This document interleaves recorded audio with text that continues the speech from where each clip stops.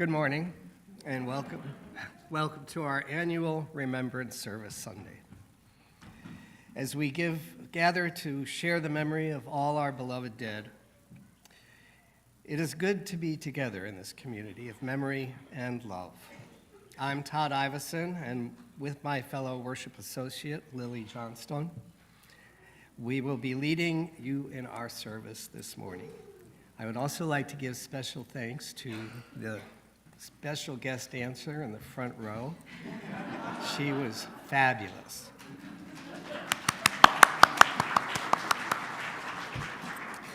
I am an older white man with very short hair, and I am wearing a sweater that my Crayola box, I think, called Periwinkle, and gray slacks. Our opening words are from the Reverend Kathleen McTeague. They are still with us. In the struggles we choose for ourselves, in the ways we move forward in our lives and bring our world forward with us, it is right to remember the names of those who gave us strength in this choice of living. It is right to name the power of hard lives well lived. We share a history with those lives. We belong to the same motion. They too were strengthened by what came before. They too were drawn on by the vision of what might come to be. Those who lived before us, who struggled for justice and suffered injustice before us, have not melted into the dust and have not disappeared. They are with us still. The lives they lived hold us steady. Their words remind us and call us back to ourselves. Their courage and love evoke our own. We, the living, carry them with us. We are their voices, their hands, and their hearts. We take them with us, and with them choose the deeper path of living. Let us now join in singing hymn number 123, Spirit of Life. Please stand or remain seated as you choose.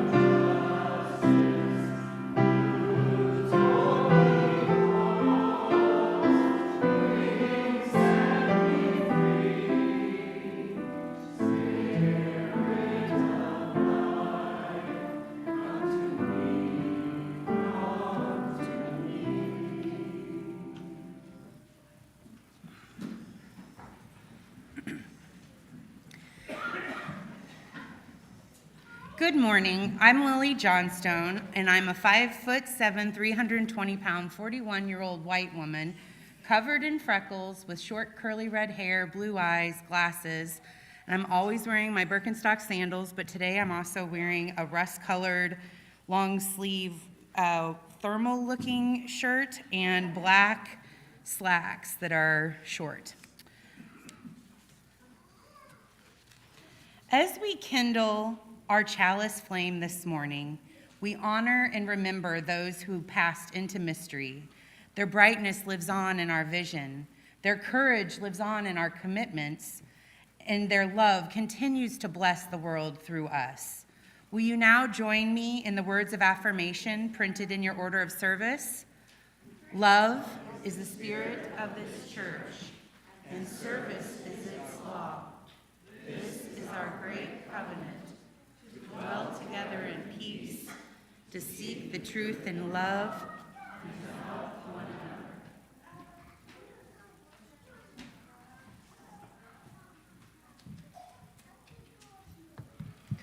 Good morning.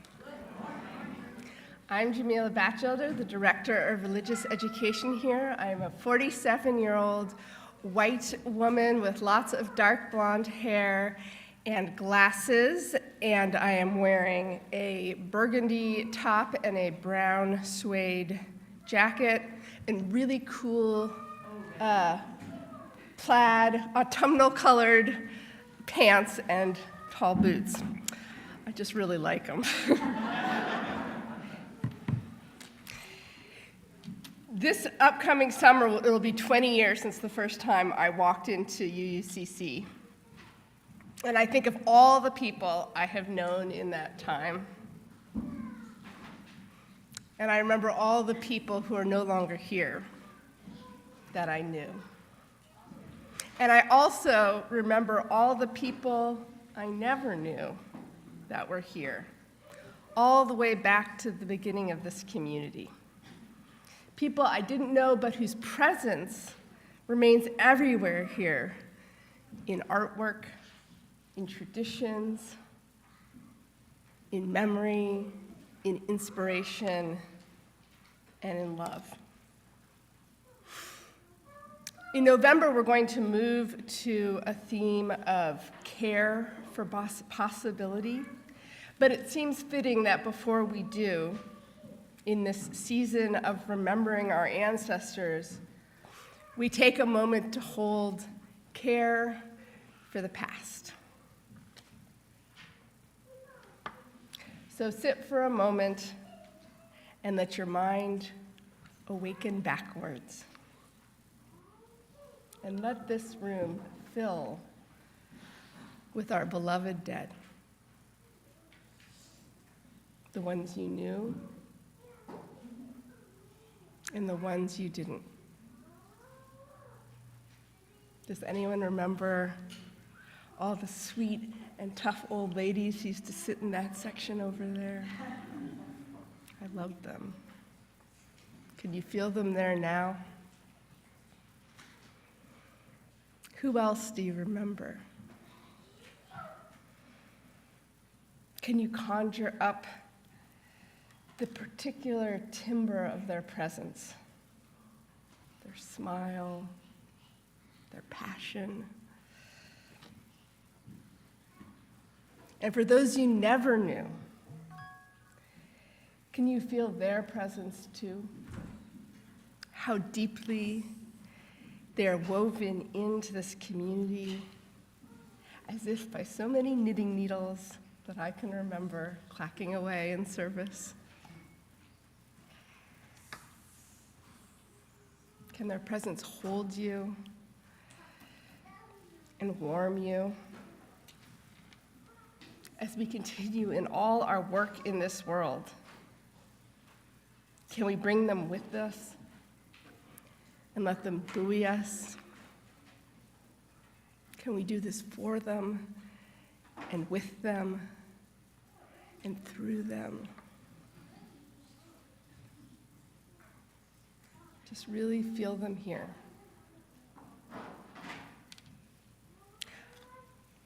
I want to close with a favorite poem of mine on remembering. It's called Under the Day by M.S. Merwin. To come back like autumn, to the moss on the stones after many seasons, to recur as a face backlit on the surface of a dark pool one day, after the year has turned from the summer it saw, while the first yellow leaves stare from their forgetting, and the branches grow spare.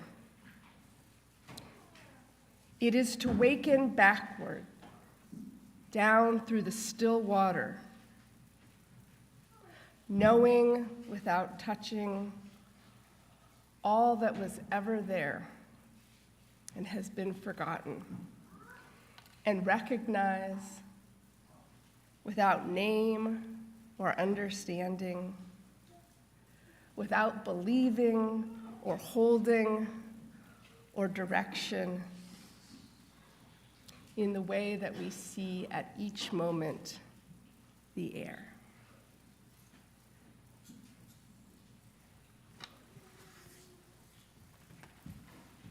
And now let us sing hymn number 86, Blessed Spirit of My Life. Please stand or remain seated as you are most comfortable.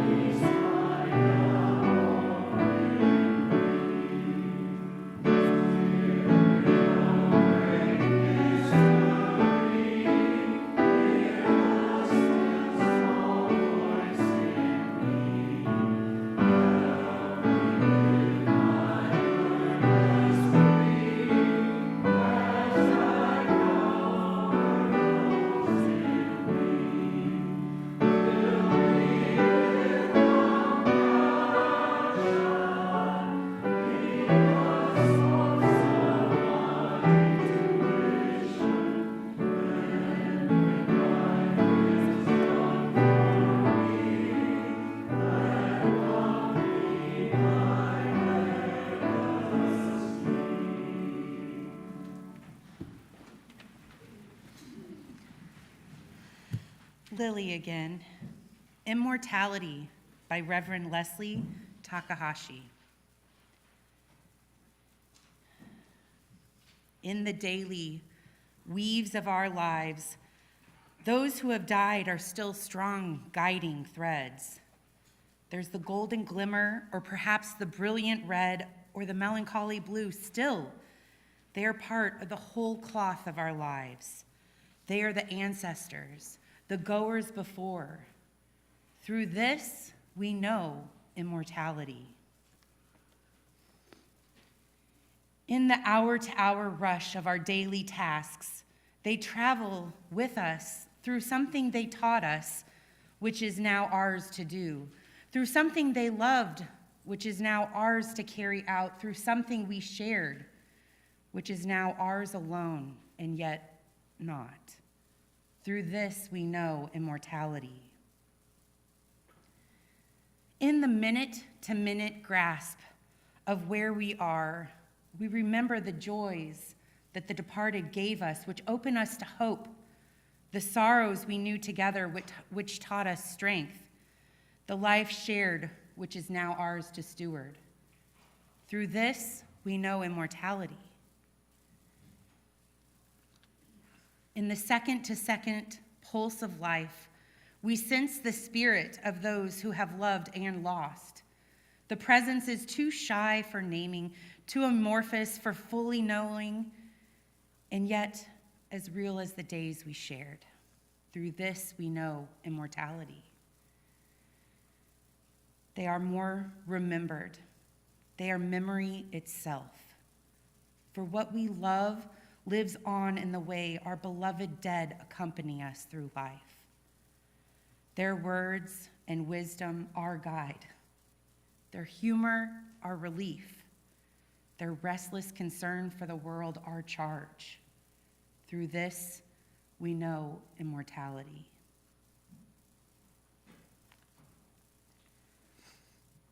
We now invite you into several minutes of contemplation, to sit together remembering our beloved dead, noticing the threads of their lives woven into the cloth of our own.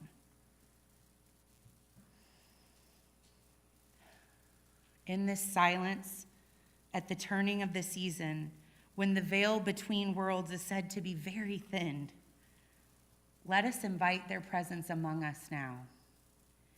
You might even whisper their names and words of welcome.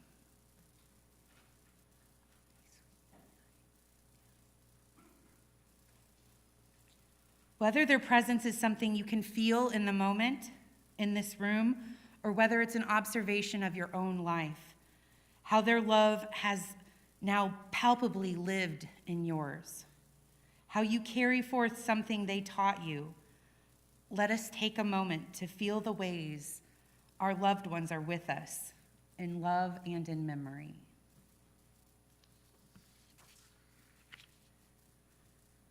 In a moment, we will share some of these names and lessons aloud. Now let us sink into the memory further with the help of Neil's music.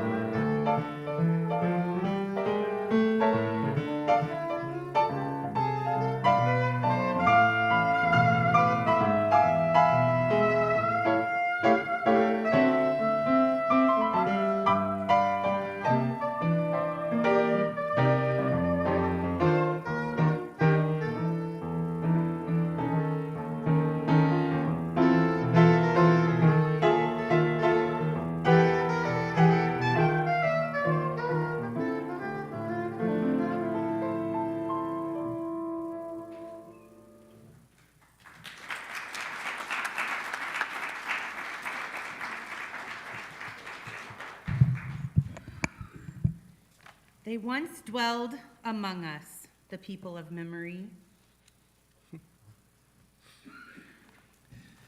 They who knew us, they who taught us, they who hurt us, they who loved us. They touch our lives time and again through their presence and their absence. Through familiar scents and favorite songs, through old stories and renewed sorrow. As the earth turns and leaves fall, we reach back to renew the bonds between us. With hearts and hands open, we hold on to love, ever stronger than death. We reach back in gratitude and understanding. Without our time together, the pain and the joy. We would never be who we are today. We would have little to pass on ourselves. Without fear, with thanksgiving and with hope for all that awaits. We remember those who have gone before. We honor the circle of life and death and our place within this sacred thread.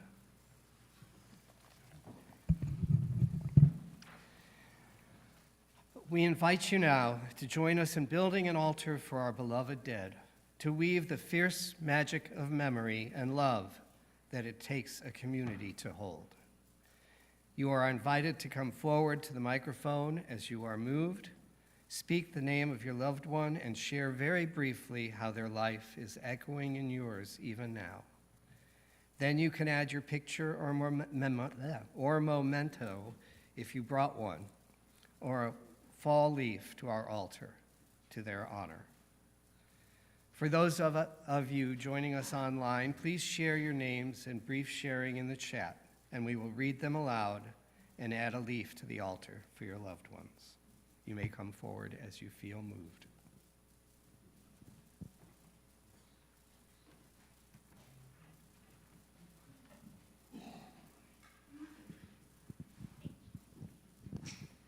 This is a photo of my father, Arthur Farber. He died about 18 years ago. My mom is still alive. And he taught me, do the right thing, even if it means you might sacrifice your job. He spoke out to school boards. He told people he wouldn't work if they wouldn't keep a black person in their employment that they were going to get rid of. I mean, he was just a real activist and a great person. Anyway.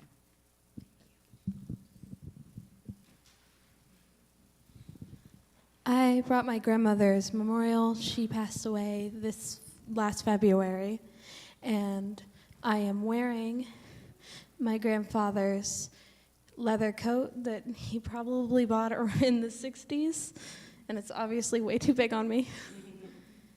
But he didn't believe in funerals, so this is the first time I've gotten to remember him since the year he passed last Thanksgiving, or the Thanksgiving before, I can't remember. They were actually the people who raised me. I grew up with them most of my life. So.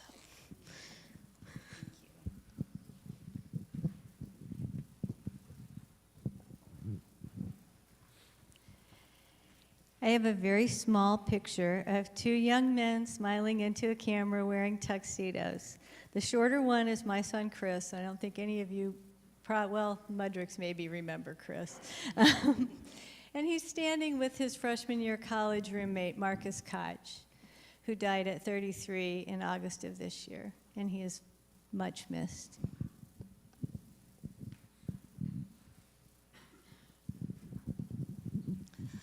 I remember my parents, Georgia and Jean Molnix, and my brother, David Molnix, and I see my parents in my children, and I'm very grateful for that.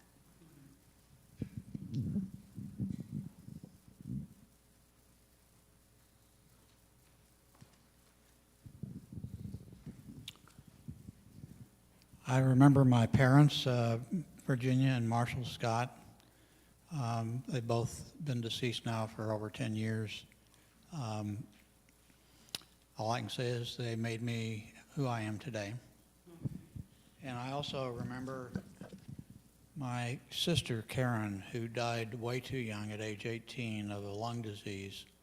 And she was going to be a nurse And that's kind of always impelled me on a path to be of service to others.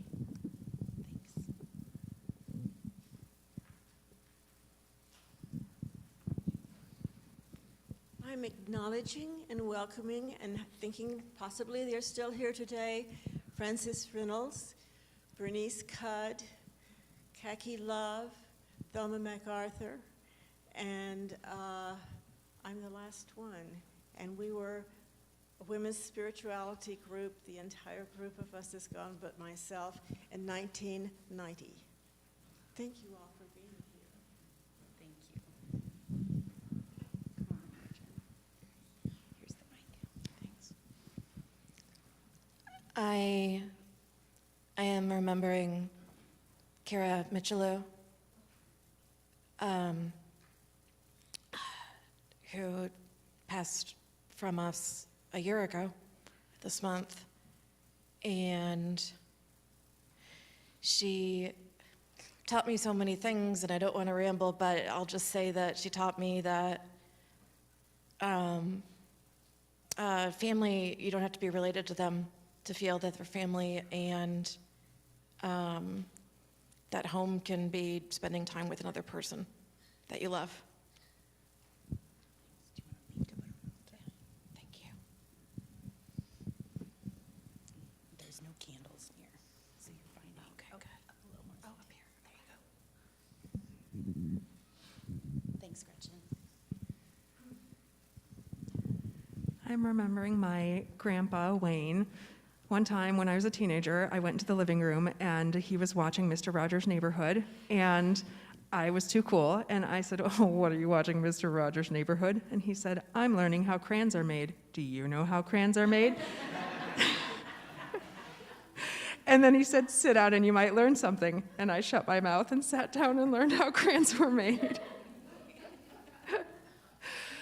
And he taught me to always carefully consider things before making a decision, to read, to inform yourself. And my grandma, his wife, who taught me generosity and always supported reading and went to every music concert I was in, all over H and gone. And then my wonderful friend, India, who also passed about a year ago and was such a fountain of generosity and life, and it is weird without her.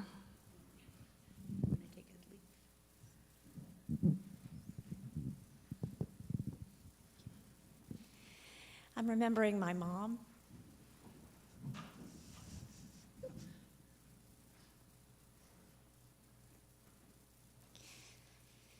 She loved family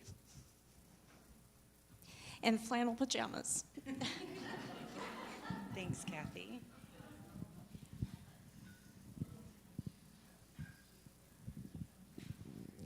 Hi, I'm Barbara. When you get my age, more people have left you than are still with you, which is very hard. So I just brought my family. I have Aunt Elma and Aunt Marcy that were really fairy godmothers. They were not really my relatives, but we lived in a duplex together, and they took care of me all the time, made sure that I was spoiled rotten. And then my mother and father, grandmother, and my husband's parents are both gone, Clee and Bob, and his brother died, John, unexpectedly. So that's who I'm honoring today. What did they give me? A sense of family and how to love one another and how to forgive when you made mistakes.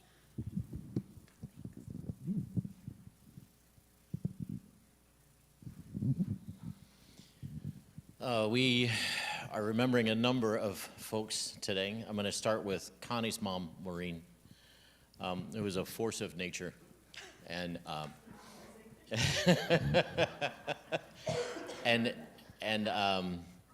would not let me call her mom. Her name was Reenie, and so I had to negotiate to call her Reenie Mom. But she was just an absolutely phenomenal woman. Very happy to know her. Dwayne Roquet was the best man at our wedding. very instrumental in actually getting us together as a couple, and was the closest thing I've had to a brother outside of my own family. We also have Zoe and Duke, Zoe was the first pet of our family. Yes.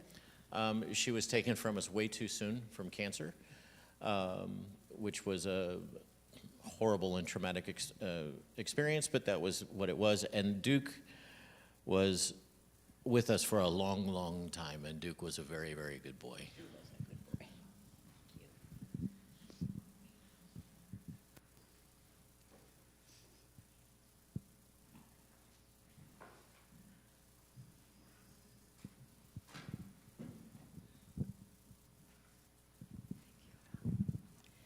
Hi, I'm Kathy, and as Barbara mentioned, at our age we have a lot of losses in our lives.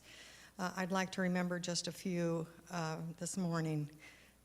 My Aunt Edith and my sister-in-law Jan, who passed away of COVID during the pandemic, and my father, Henry George Holliday, who was a farmer and a very hard worker and also had a wonderful sense of humor that he's left me memories with. Thank you.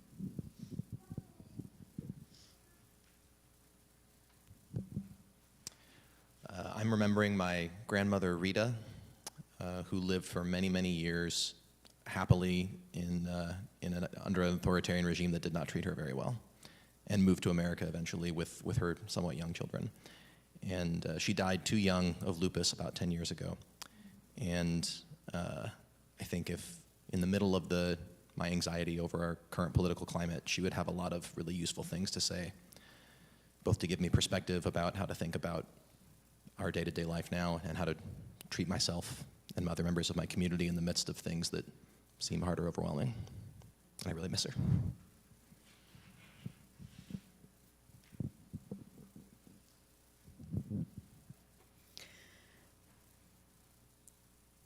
I'm remembering my father, Rodney Graves, and my stepmother, June Graves, and also my mom's parents, Clara and Otto Keese. And somebody sparked a memory of a neighbor, actually it was Barb, a neighbor. I remember also Mr. Anderson. I don't remember his first name. He was always Mr. Anderson, but he always had a Coca-Cola and some snacks and wonderful stories of his work on the telegraph and cutting ice for the winters, for the summers actually. And so just remembering. Thank you.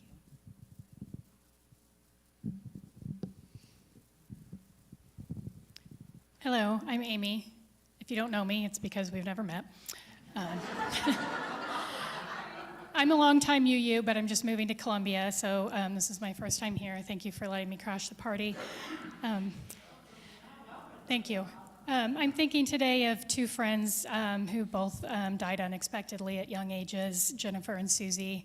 And during the lovely music, I was thinking how Susie would be doing a little dance in her seat. And then I was thinking how Jennifer, who was Lutheran, probably would have turned to me and said, "This is church?" And I appreciate those thoughts. They brought a smile to my face.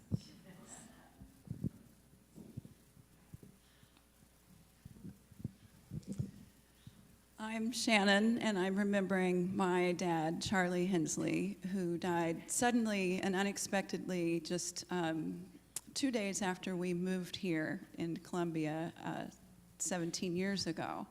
And my dad was my first teacher of what it is to be a spiritual person in the world. And he also was really funny and taught me the importance of levity and humor. And I do miss him, but I remember him every time I laugh.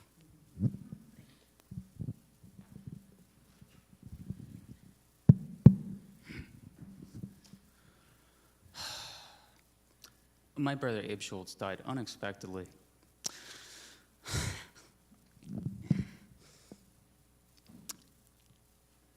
20 years ago, he was 18.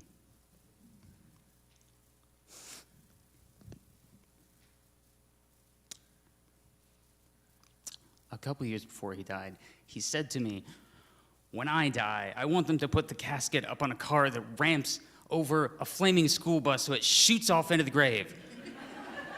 Which felt appropriate.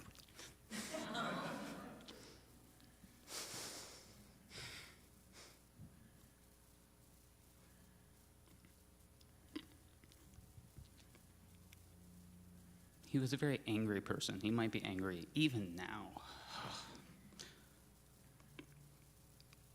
But he taught me that even someone who might be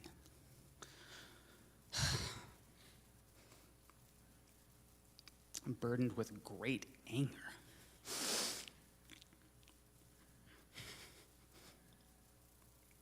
can also feel a deep love.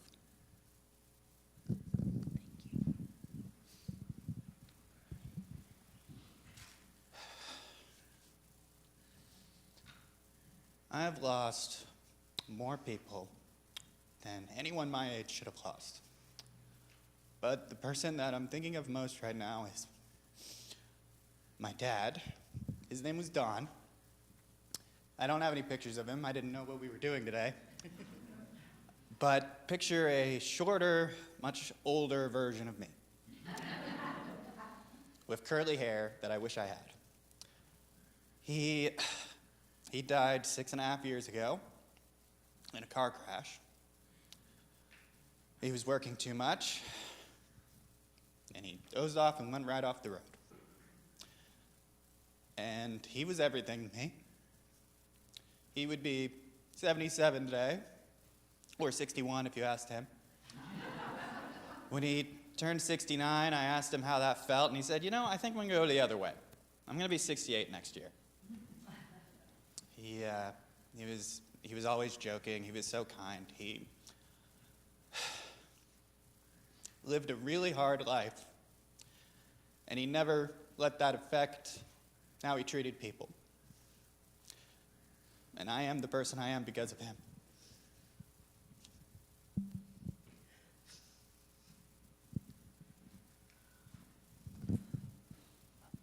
I wasn't planning to come up here, but I grew up in Columbia up till age 16 and was around town working and so forth till about 33 years old, Central Missouri.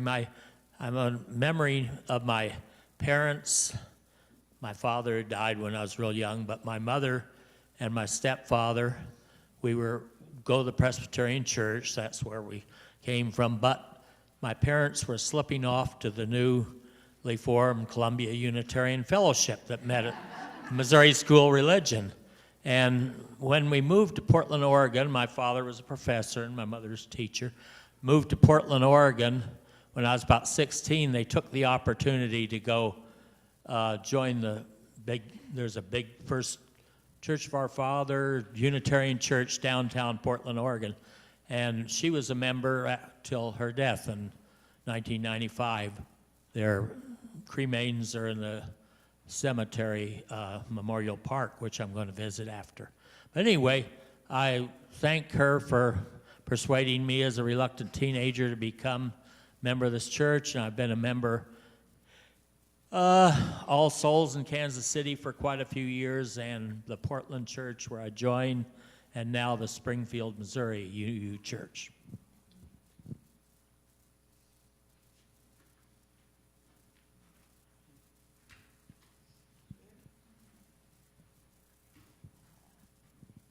I'm thinking of two groups.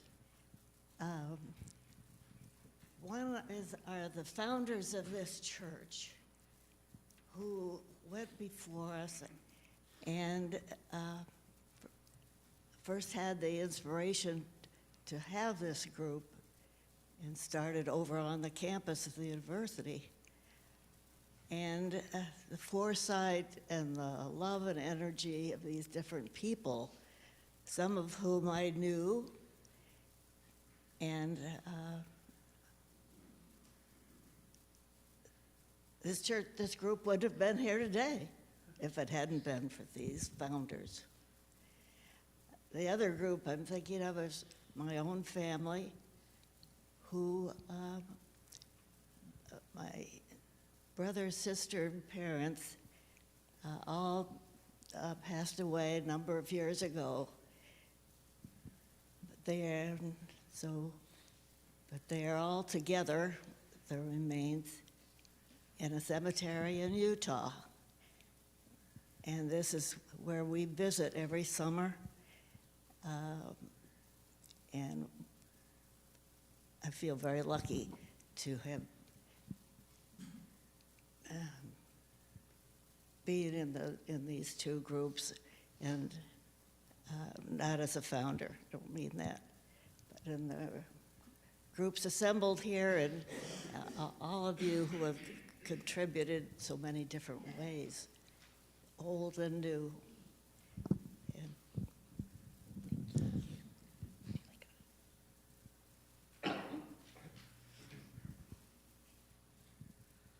I remember this service last year, experiencing it for the first time. And I wanted last year to share with you all that I got married in the cemetery. My husband is Mexican, and none of his family could attend the service. So we created an ofrenda for our wedding and called in the spirits of his family that couldn't come. And this service is always so emotional to me, I think partially because of that. But I'm also standing here thinking about the first time I ever had to talk about death in front of a group of people was when my best friend as a child passed away in her 20s because a car hit her and her 3-year-old daughter. And so I'm thinking of Rachel today. And when we were little, we'd go around telling everybody we were sisters. No, she was African American and I was white. And we would tell people we were twins, that I was just really, really light-skinned and she was just really, really dark-skinned. And now that I have my own children, I frequently think of Rachel and how much I wish our children could have had a chance to play together. And that never happened. And then I also, of course, think of my grandmother and my grandfather, and that's whose ring I wear always. They got married in the 70s, so it's a Tiger's Eye 1970s gold ring that has the cheesiest carving of two people's profiles. And I'm also wearing one of his cheesiest gifts to my grandmother that is a little notebook necklace that's gold, and when you open the pages inside, the first page says, "I love you," and then the last page says, "Bob." So I also am thinking of Sweetie and Bob, who, as a grandfather, we called him Bot. So I'm definitely calling them in today.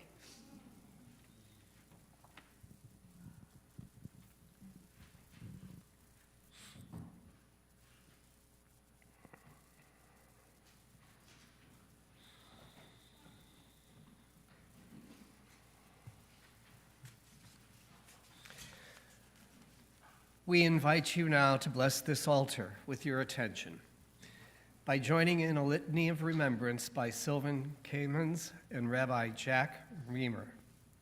After each line I read, the response is, "We remember them."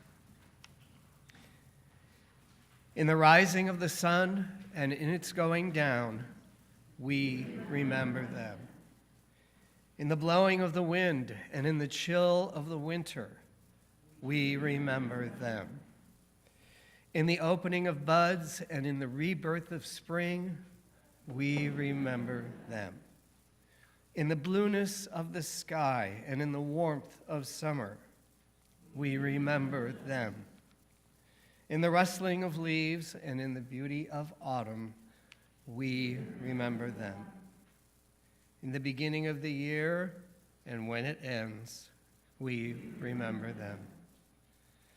When we are weary and in need of strength, we remember them. When we are lost and sick at heart, we remember them. When we have joys we yearn to share, we remember them. So long as we live, they too shall live, for they are now a part of us as we remember them.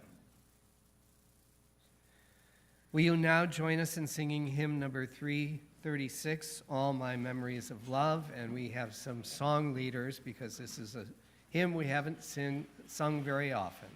So our song leaders are on their way up. Or song leader? Yeah. Oh, you're a solo act today. No, I'm a community actor.